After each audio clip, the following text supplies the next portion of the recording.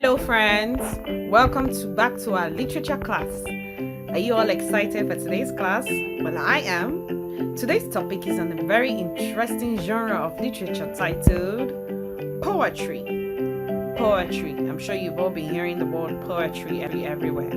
Well, we're going to learn all about the genre of poetry today. So let's roll. Now, behavioral objectives. Behavioral objectives. At the end of the lesson, the learner should be able to discuss the concept of poetry, understand the structure of poetry, state and explain the types of poetry, state and explain the elements of poetry, and state the characteristics of poetry. Now, what is poetry? When we hear poetry, what exactly is poetry? Now, poetry is a form of literary art which uses aesthetics and rhythmic qualities of language, rhyme, music, such as sound, symbolism, and meter, to evoke meanings in addition to or in place of the prosaic ostensible meaning. The prosaic, praise, ostensible meaning. It evokes meanings to poems. It evokes meanings to writings. So poetry is a form of literary art that uses music, sound to evoke meanings in the mind of readers.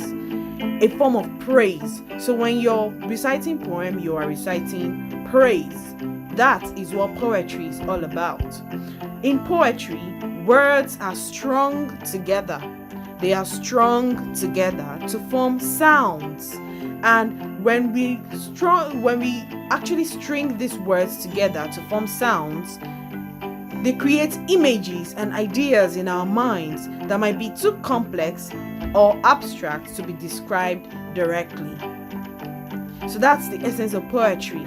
It uses words to form sounds, images, and ideas in our minds that we cannot just understand on a pure surface unless we directly decode the meaning behind the writer's choice of words.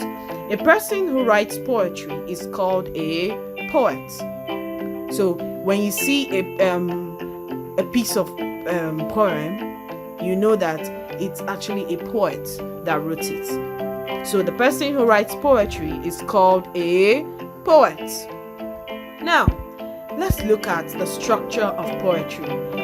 How do we pinpoint a particular literary art as poetry? Poetry uses lines and stanzas. Poetry uses lines and stanzas. Unlike other genres of literature, poetry is unique because it uses lines and stanzas. Stanzas are basically the poetic equivalent of a prose paragraph. In prose, we use chapters and paragraphs, but in poetry, we use lines and stanzas. They are a series of lines that are grouped together and separated from other groups of lines or stanzas by a skipped line. So you see a space after the first stanza, separating the groups of lines, the stanzas, from each other. Stanzas come in variety of lengths, dependent either on the whim of the poet or the conventions of a particular poetic form.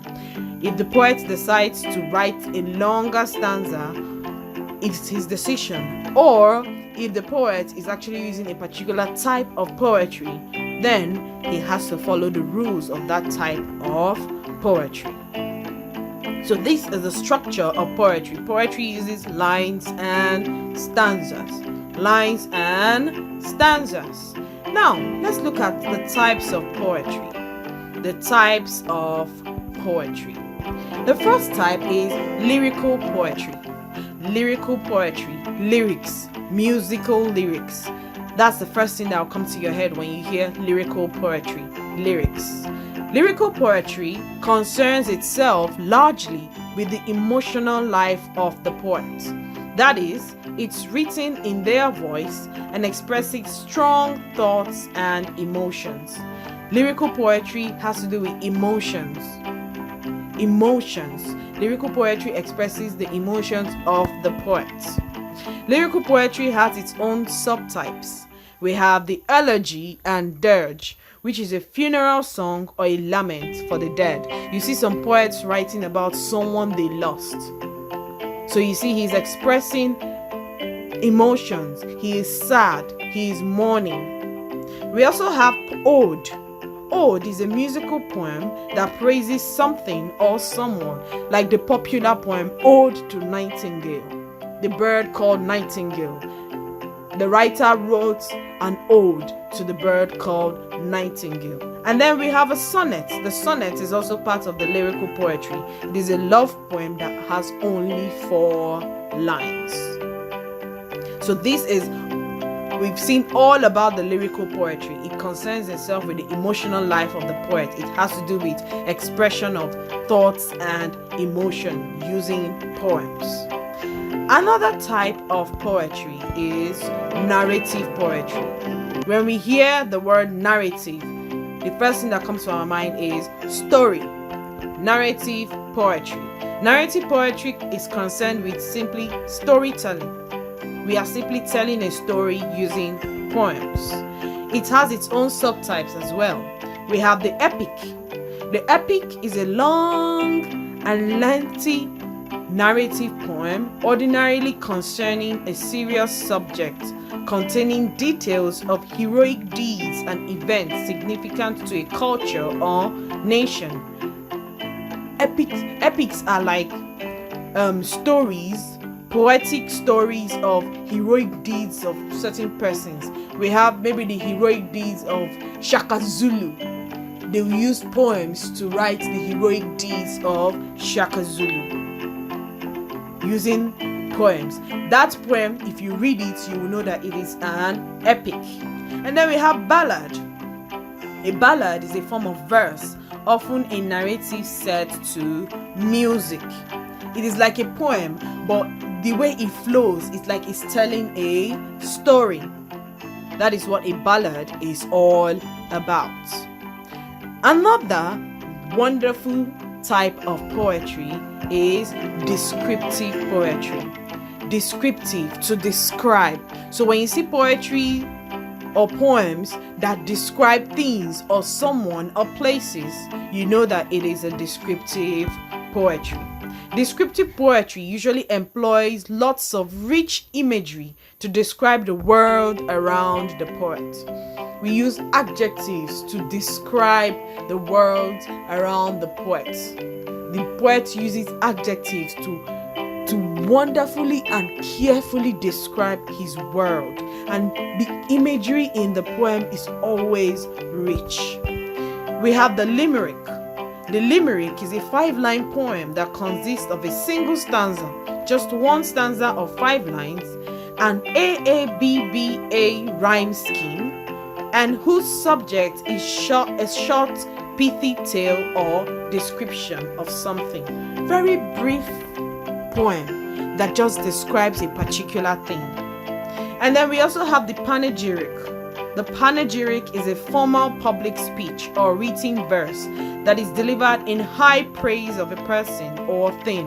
When you're praising somebody or something, those words, the way you recite them, it is called a panegyric. We all see this when the obas are coming into their palaces and someone is always by the side singing the praises of the obas. That is what we call panegyrics. They are formal public speeches or written verses delivered in high praises of persons or things. This is a perfect example of a descriptive poetry. A perfect example of a descriptive poetry. Now, let's look at the elements of poetry. Elements of poetry. What are those things that we see in poems? What are those things that are very unique to poems? The first one is theme, the central idea of the poem. Every poet has a central idea, a particular message he or she wants to pass out in his or her poem. And then we have the background of the poet. the life of the poet and his motivation towards the writing of the poem. What motivated the writer to write that particular poem? And then we have the subject matter, which is the plot of the poem. We explain the poem. It is always called subject matter. It is the plot of the poem. And we have the meter, which is the basic rhythmic structure of a verse or lines in verse. What type of meter did the poet use in passing on his message? How did the poet write his own poem or her own poem? Another element of poetry is rhythm, the music of the poem. When we learn poetic devices, we learned the rhythm of poems, the music in poems. And then we have figures of speech. No poem is complete without the use of figures of speech. It is the use of a word or phrase which transcends its literal interpretation. When you look at the word, it means something, but when you study it, you discover that it has a different meaning. And then we have the mood or tone of the poet. It is the emotional state of the poet which is reflected in the poem. Sometimes the poet is so sad, or the poet is so happy, or the poet is confused. You see it in the way he or she writes his or her poem. So you will be able to decode the mood or the tone of the writer, which is reflected in the poem. This is how mood or tone is used in poetry. Now, these are the elements of poetry. These are the elements we see in poetic expressions. When you read a poem, you will definitely see all these elements in the poem. Do you understand? I'm sure you all do. These are the elements that when you read a poem, you will definitely see them in poems. Now, let's do a little bit of evaluation. One, what are the varieties of stanzas in poetry? What are the various types of stanzas in poetry? Are the elements of narrative poetry the same as that of prose? Narrative poetry has to do with storytelling. Prose is also storytelling. So, are their elements the same? I want you to go back and compare the two of them and give me your answer. So, in conclusion to our class, poetry expresses feelings and emotions using lines and stanzas.